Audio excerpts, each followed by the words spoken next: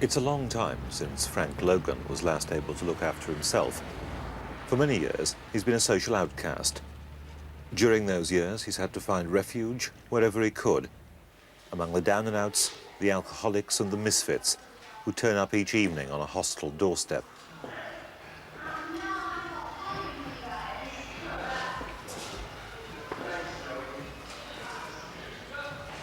Sometimes, the depression and conflict of this twilight world would be too much for Frank to cope with.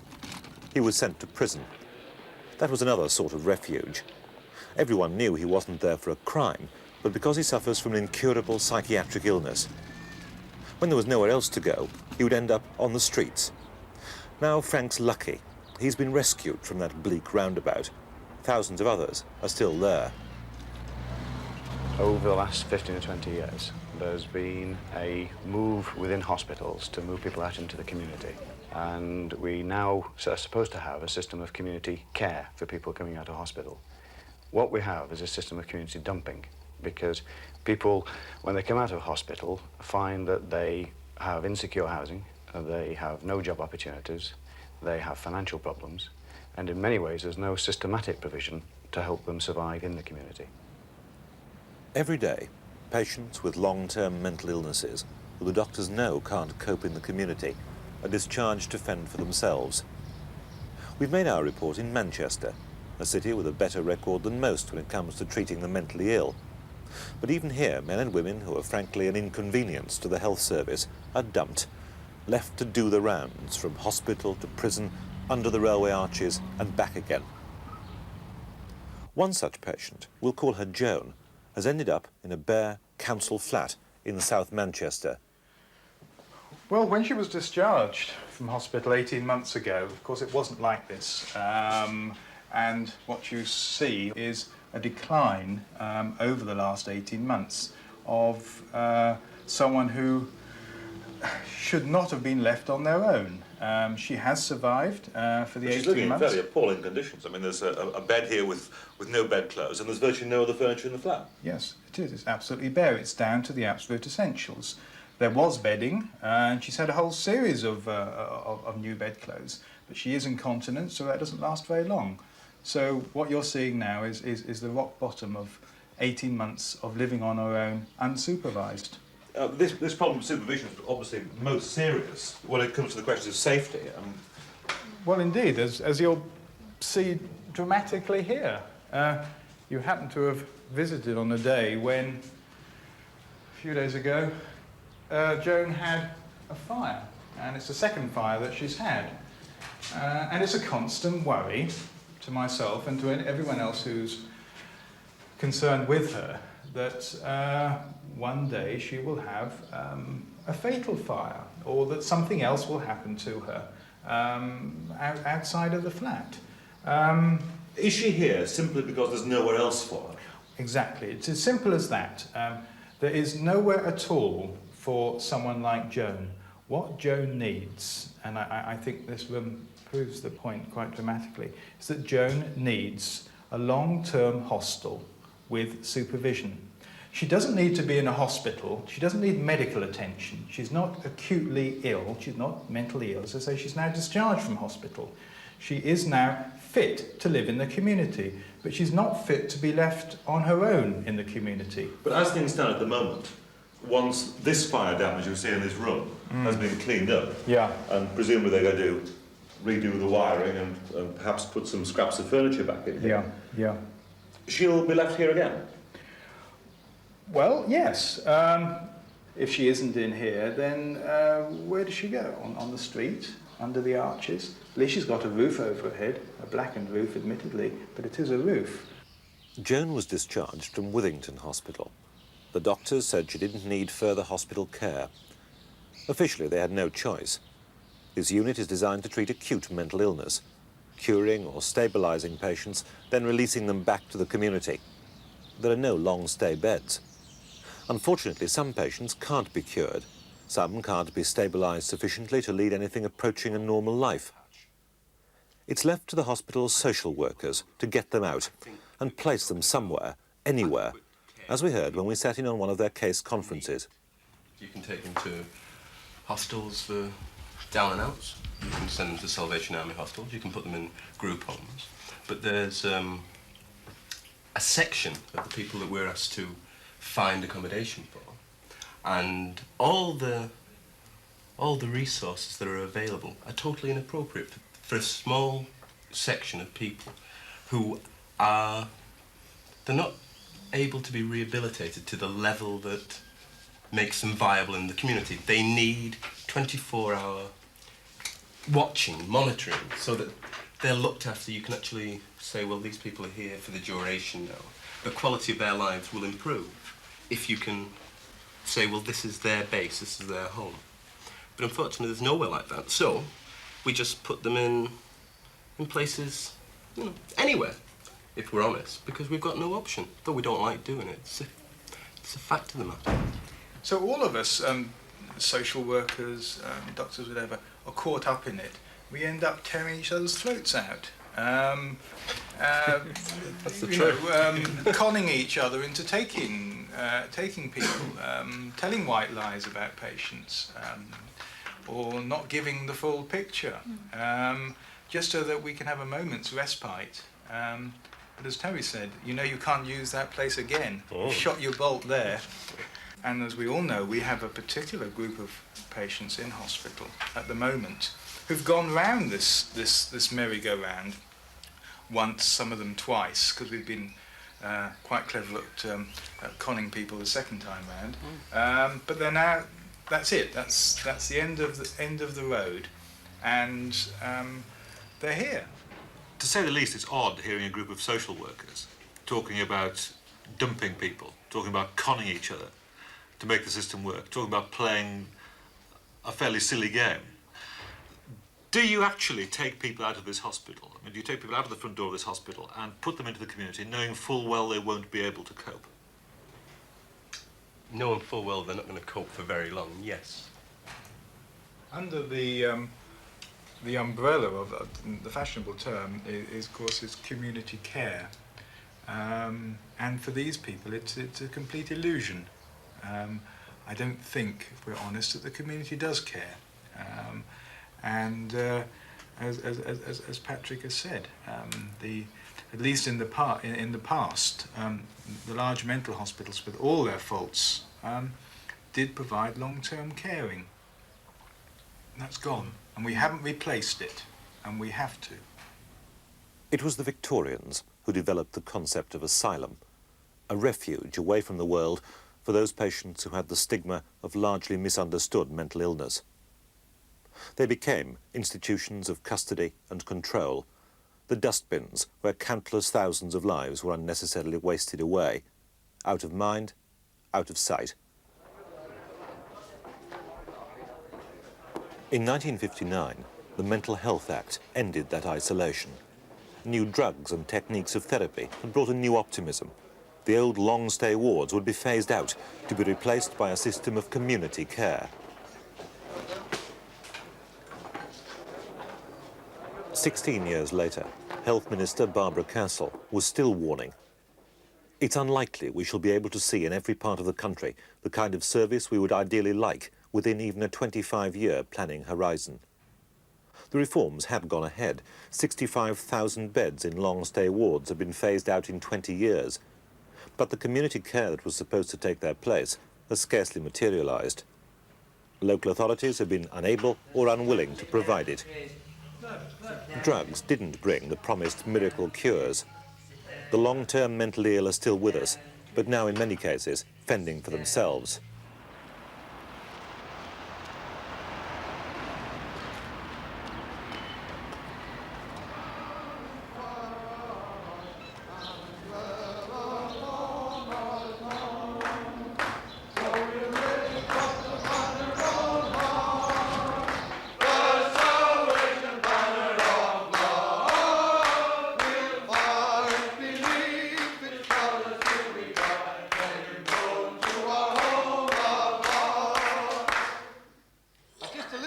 This morning, which is called Comfort. When your heart is sad and lonely. In Manchester's Francis Street is the Salvation Army's oldest hostel. For 100 years, it's been the last hope for down-and-outs, inadequates and alcoholics. Now 20% of the residents are men with severe psychiatric problems. They drift here from all over Manchester because this is the one hostel that won't turn them out, however difficult or antisocial their behaviour may seem. At Francis Street, they can stay as long as they like. He will then a true friend be. He will soothe your lonely spirit. He will love and bless and say, come to me and I will comfort you today and every day. Amen.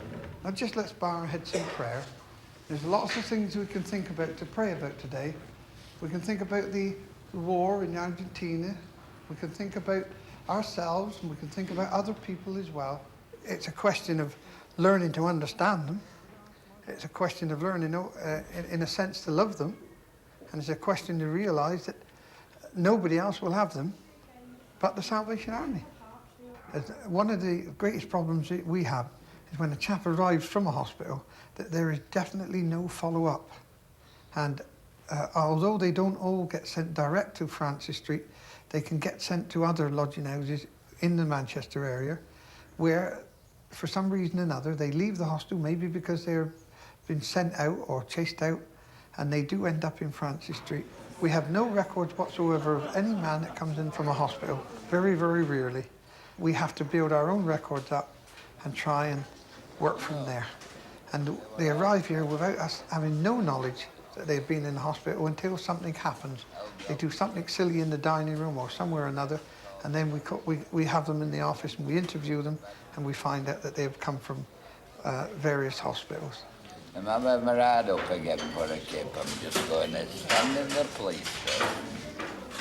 Where that boy just walk in, and if they're let out to say, I'll have a brick in my shirt, and I'll break them up over the inquiry then. Because when I'm in here, I think of that night I come in. A lot of these chaps have got very peculiar ways, and a lot of people don't understand them like we do. In a sense, myself, who spent quite a number of years living with this kind of chap and kind of person, I do understand a lot more than other people do. Right. Come on then, let's go down the bathroom. What are you leaving for? Got cramp. Got cramp? Oh dear. What the hostel lacks in modern facilities and medical support, Captain Pocock and his helpers try to overcome by making the men as comfortable and welcome as possible. Come on then, John, I'll run the bathroom. You run the bathroom, Jim, will you? That's a good one. What you got all those bandits for? My goodness me, how many of them have you got? Put them all in there. Yeah, put them all in there and we'll get them out afterwards. Come on. God, look at that lot. My goodness me. Where have you been collecting them? That's what's been given by us. Oh, what's been given you? Oh, well. There you are. I bet they don't give you pound notes like that, do they? Yeah, I've done. What's this? We can't just sit out. Oh, is it? Oh, well, we'll be careful with that, won't we? Did it work? Right. Does it work? Does work, yes. Oh, look at all it. Here, that's it. That's for off a car, look. That's for a motor car. Put luggage on, isn't it? Hey? Ugh. You ain't got any pension books or anything in here, have you? This is what I'm looking for, was. That doesn't work, does it? That does work. Oh. Yeah. Look it all in there, then. Go on. You ain't got no pension books or anything, have you? No pension. Right, go on, take off your jacket and your old shirt. What you got your cardigan under your shirt for? Well, it's You need a very special kind of attitude, an attitude of where you really care, a really kind of an attitude where you really get to love this kind of chap. And if you don't, then of course this chap knows it. There is no way in which you can fool this kind of man. He knows that he can come and talk to you. Sometimes he'll talk to you about a load of rubbish. But if you're patient enough to listen to him, then you can also win him around to your way of thinking. How are you feeling now then, John? a lot better. You feeling a lot Cramp's better? gone up. What are we going to do with all this rubbish you've got? Well, I want to study it out, put it in, and then... You want to sort it out? You're going to keep some of it? Well, yes, we have to, because it carries up. We have been informed that there's just no beds in a hospital, and that there are cases that are worse than what these are here, which I sometimes find hard to believe. Attempts at rehabilitation are necessarily limited. Simple tasks like making paper hats for a children's hospital. Tony came to Francis Street 7 years ago. There's little to draw him back to the world he left behind. I've got no home. That's the sad part about it. It's worse when you're ill and you think you've got no home. It's all right if you're better and you think you've got a home. You know, your mother or that will always help you. But my mother's gone. The home's gone.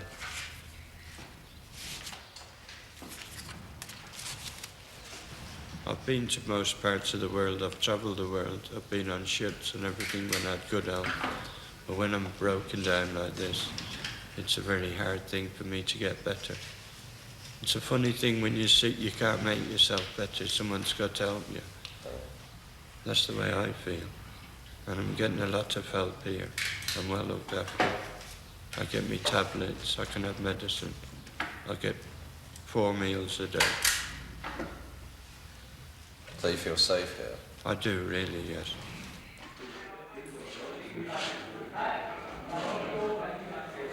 For some of Francis Street's mentally ill residents, this will be the last refuge.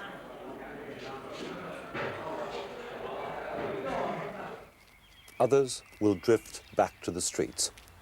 Some young, some old, some middle-aged, some neat, some clad in rags. There are dossers, dropouts, waifs and thieves, and even some old lags. They come here from their derelicts, these men who've got no ties. And you don't ask searching questions, because they'll only tell you lies. There's laughter and there's sadness in this place of thwarted dream, and there's a turning and a twisting in the course of every stream. There's a prince upon a throne, might have been beggar on a street, because no one knows precisely which way fate will turn his feet.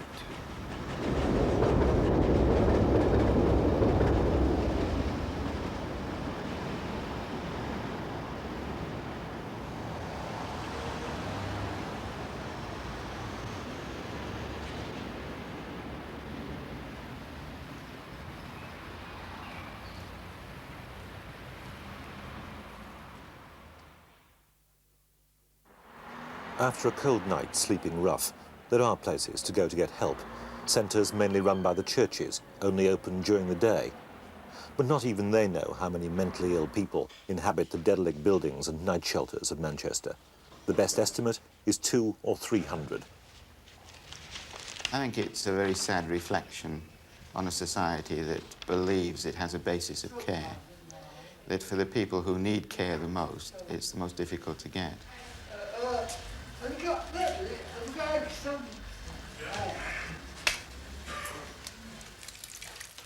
Most of them lack even basic medical care. They hardly ever see a doctor. Some simply die in a corner. Where are you staying now? Well, I've got a place. Well, where did you sleep last night? Well, at the bus station at Piccadilly. It could be a doorway. Thinking about it, if I say a toilet, it's somewhere to sleep, I suppose. Yeah, that's what it amounts to. Yeah, that's... It's all right now, John, but... And he put in a storm, Sheila, I think. Yeah, it's summer now, so that's not so bad. What are you going to do when it comes to winter again? Because you slept out last winter. I think it's pretty desperate if somebody is sleeping out when it's 4 degrees below zero and they haven't had anything to eat for 2 days. Then I think that's desperate. I think there's a fair chance that they could die. I mean, we can notice things like when somebody is going downhill, when they stop washing themselves or when they start wandering, that sort of thing.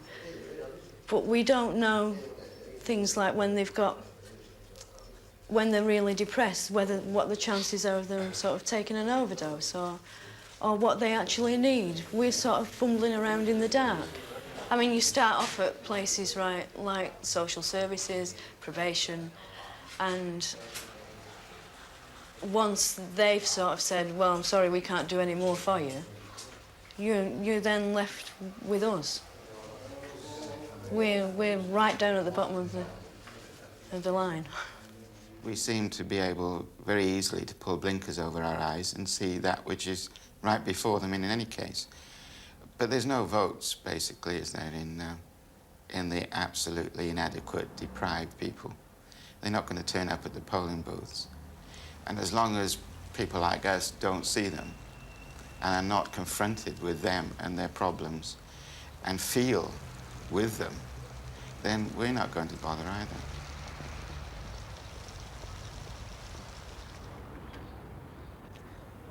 Psychiatric patients, doing the rounds, frequently wear away part of their time in prison.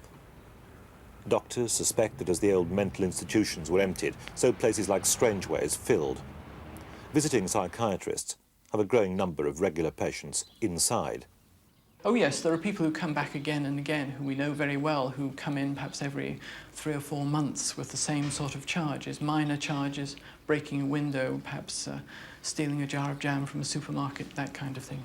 If you discover a patient on one of your prison visits that you believe is inappropriately housed in prison, should actually be getting some sort of at least interim psychiatric care, perhaps in a hospital, and then perhaps should be released back into the community but under supervision, is it easy for you to have that patient transferred? It's relatively easy administratively. It requires a bit of work. It requires writing a court report and so on. But the main difficulty really is getting a bed for them, persuading their local hospital to take them. And of course, some of these people don't really have a local hospital. They're picked up in the city centre. They're of no fixed abode. They don't actually live in the catchment area of any hospital. And it's easy for hospitals to say, well, they don't really belong to us. You seem to be suggesting that hospitals pass the buck. Well, I think it's true that a good many hospitals do. There are certainly plenty of areas in Manchester where I rather groan when I discover somebody comes from there, because I know I'll have a terrible battle finding a bed for them, whereas there are other areas where I know that kindly colleagues will be perfectly happy to come and see them in prison and to admit them. But as things stand at the moment, these people who are difficult in whatever environment Yes. you put them in end up in the ultimate dump, which is presumably the prison. The prison, the one place that can't refuse them, yes. It's believed that 10% of the prison population suffers from some sort of serious mental illness. A former director of Britain's Prison Medical Service expressed the anger and frustration of his colleagues. Mental hospitals have willfully given up their side wards and can no longer cope with mentally ill people. To be deluded and behind bars and to hear the key turn in the lock is inhumane. Some of them will actually say that they prefer to be in prison than in hospital, because hospitals stick needles in you and give you pills to swallow and so on, and prisons leave you alone much more. Is the foundation of all these problems we've been talking about the fact that the promised community care that was supposed to follow the 1959 Mental Health Act just hasn't come about because the community doesn't care enough? I think the community doesn't care enough. I think there's a lot of prejudice against people who are mentally ill, and there's prejudice against people who are offenders. And if you're both, you're mentally ill and an offender, there's a double prejudice. So there aren't very many people wanting to help you, and certainly to have you living next door to them or in a hospital close to them. All right, Jimmy.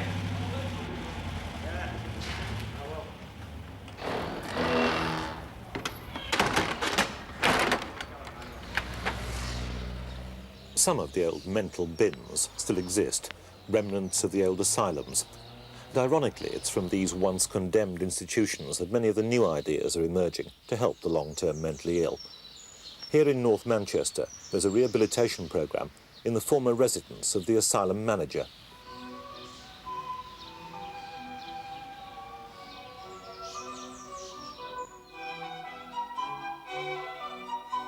The roundabout of hostel, street and prison is over for Frank. He was lucky, admitted here when other hospitals had turned him away. Now, slowly, the pain and uncertainty of the past is clearing. I drunk to excess when I got any money to try and alleviate the pain, you know, that I was going through. Not a physical pain, but mental pain, I'd call it. Desperation. I slept out in the snow, things like this, you know. I find that I don't like looking back, I just look forward, you know, to the future. I had a family, and it disintegrated my family. And it's just pure loss, you know, on my behalf. But I've picked myself up again now, and I hope to keep on an even keel, you know. I'm out of touch with the family, you know, altogether. Because that's the way it went at the time, you know. Just folded up completely. Children were taken into care. And I started burning myself. That's a cigarette bit, that's a cigarette one. And all these others, you know. I laid cigarettes on my legs and things like that, let them burn. So that I could feel pain, I didn't know. I felt the pain, but I could overcome the pain, you know. I didn't take it off or anything, the cigarette, because I thought I could overcome the pain of it, and I did do.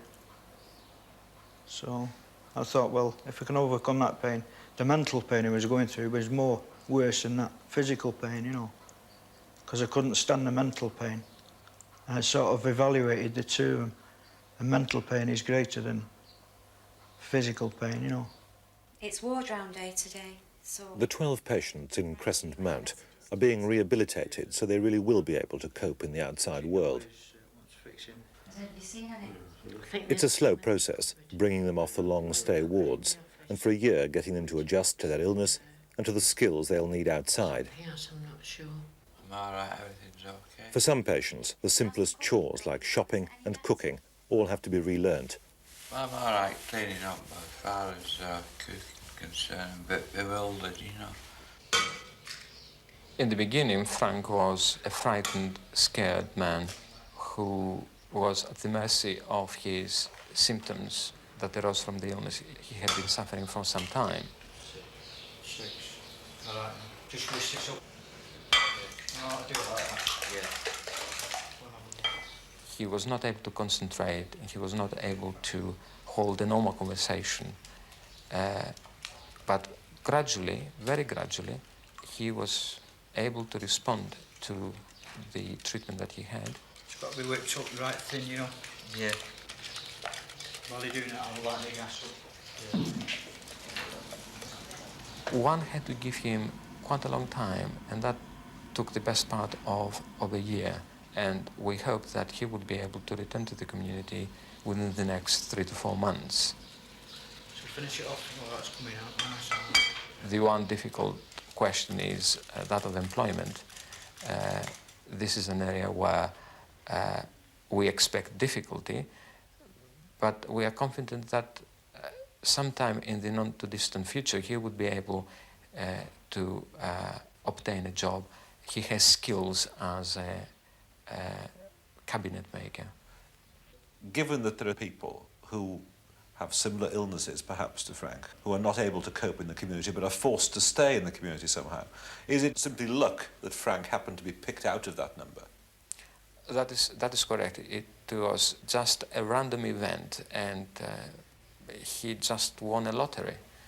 And the lottery was that he was able to have the benefit of rehabilitation and hopefully successful resettlement. These last few years, I'd lost hope, you know, altogether. But now it's hopeful, you know. I can see my way clear.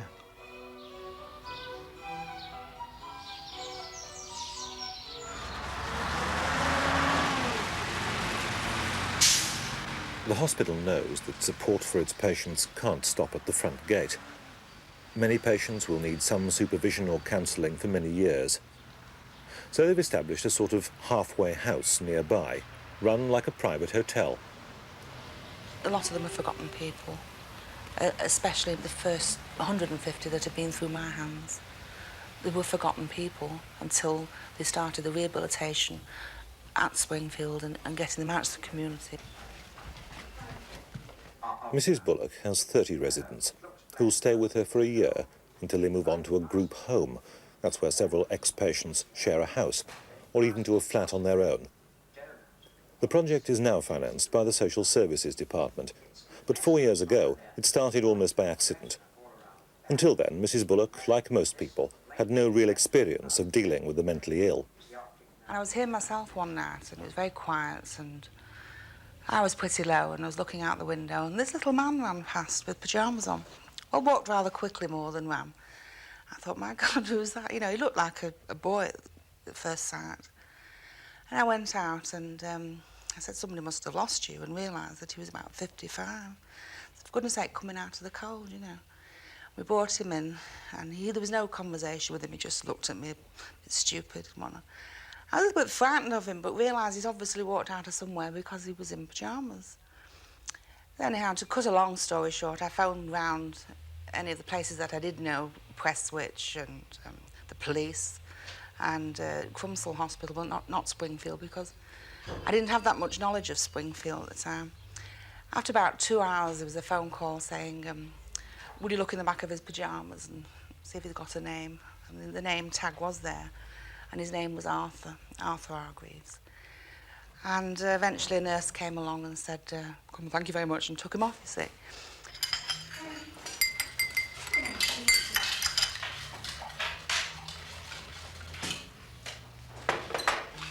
I've got my own feelings about what the general public feel. They don't want to know, they don't want to be educated about the problem, and they're not giving them a chance. You know, they shy away from them or whatever. They should be given a lot more chance and invited home for tea or something. Come into my home and see, you know. It tastes good. It looks good. Come on, then, put it in. I've got a little man here that's never been inside a private home. He's a what's a house, what's a home. His name's Tommy. He's never been inside a private home or a flat. You know, he's gone from birth right through institutions. I think this is about the homeliest thing he's ever known. This halfway home caters for just a handful of patients. There are few others like it. No, you see, in the last 20 years or so, we realised that with schizophrenia, the symptoms can be controlled with medication. And, in fact, in hospitals in Manchester, there's very good medical care within the hospital. You do get, within certain hospitals, a good rehabilitative system. But it's almost like leading people up a cliff and getting them slowly better within the hospital, stabilising them on medication, and then leading them to the top of that cliff and then pushing them over a precipice. Because outside, people have to survive by themselves. And it seems to me that rehabilitation, which is taking place within hospital, should take place also in the community. But the community is the biggest dumping ground of all. Into it have already disappeared 60,000 people suffering from severe schizophrenia. The only refuge for most of them is the family. Mrs. Russell's son, Richard, has had schizophrenia for 10 years. She's had virtually no help or advice. But I found I was bottling it all up and couldn't go out and talk to anybody. If anybody asked me, it was always a nervous breakdown, and people have their own ideas about nervous breakdown. They always say, oh, well, they can pull themselves together. But this is different. A lot of people have said to us, when they've got your illness, that they feel in some ways dumped, and when they come out of hospital, they're just dumped at home and nobody takes much more notice of them. Do you feel that? Yes, definitely. You see, I wasn't really ready to come out of hospital when they discharged me. He was too high. I was as high as a kite when they discharged me. I think I got the hard part here. It really has been a terrible 6 months. When Richard's been high, I just felt I couldn't cope anymore. And, but I've never wanted to run away from it. But I have wanted, perhaps, for somebody to take Richard perhaps out for a day, and then I would have peace and quiet. But I always have wanted somebody that would take my place. There'd be somebody there when I'm not here. And, well, at the moment I can't see it. As obviously I'm getting older, and I'm seriously worried when he's on his own. I know this is a shared house, so he's still got the house, but I can see, like, he has soul-bits to make ends meet. I can see it going, and I just don't know what he's going to do. He's even dreading me going away in October, coping on his own then. And that's you going on holiday for a couple of weeks? No, only a week. Just 7 a week? days, only 7 days. He's already talking about dreading it now. Have you ever thought of this, Richard? Do you think you'd be able to cope if your mum wasn't here? I'm fairly sure I couldn't. The burden on ageing parents or relatives themselves made ill with worry frequently breaks the family. The patient ends up back in the isolation of a flat or bedsit. I need people around me to reassure me that I'm not going off my head, or I'm not imagining it. And you can only get that in hostel life, where there's a varied amount of people with different problems who can talk to you and say, well, OK, you're going through a rough patch, we'll help you sort it out. Maria is 22. Until 4 years ago, happy and healthy. A severe mental illness has changed all that. In those 4 years, she's been in and out of hospital 15 times. She's done the rounds of every hostel Manchester has to offer. She's frightened of her illness and terrified of the future. Day in, day out, they won't stop. You can't sleep, they wake you up. You can't eat, it makes you sick. Nobody understands, nobody cares. Nothing matters, but everything does. It doesn't matter, but it does. Noise. You look and see them leering, fear. They laugh, distress and anger. Gone, but still they're talking. They're in the room. Shut the window, shut the wardrobe, close the curtains, turn the light off, leave it on. Take a tablet. No, don't, because if they come you can't wake up, because you took a tablet. Take the lot. Hang yourself. Nothing to hang from. Rip yourself to pieces. They'll get inside the cuts. Stay awake and don't back off. Draw what you see. Drawn and frightened, turn it over, makes you scared. Phone someone up, nobody to phone. Sit down in a corner and be scared as shit till morning. And then not as bad.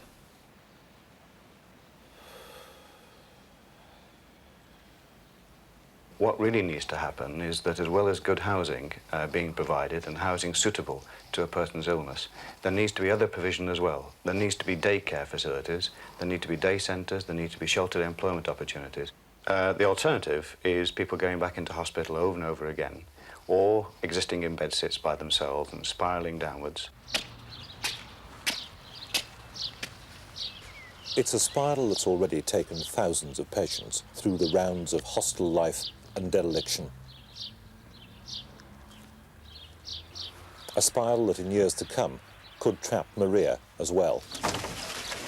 Yeah, I've seen myself in that position, seeing these people thinking, God, that could be me in another 10 years, and it's frightened the hell out of me.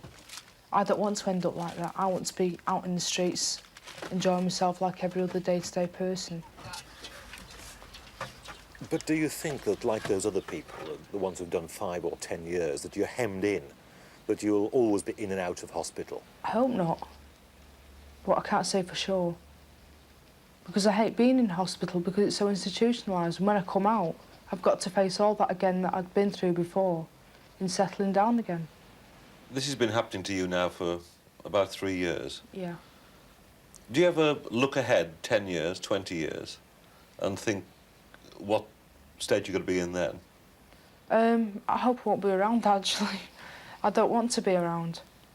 You know, I'd rather die than have to go through all that again, unless I get settled. If I don't get settled, then I don't want to know life at all. I'm finished with it. It's a bit like juggling. And you hope you can keep as many balls as possible in the air, and eventually you reach the stage where you can't keep them all, and somebody drops. And you hope he drops out of sight, actually, and that you're not aware that it's happened. Because if you are, you feel you've got to go on trying. Do we dispose of people by sending them across the border? We don't really. But maybe we allow them to get lost by not looking too hard for them. Because we don't know what the hell we're going to do if we find them anyway.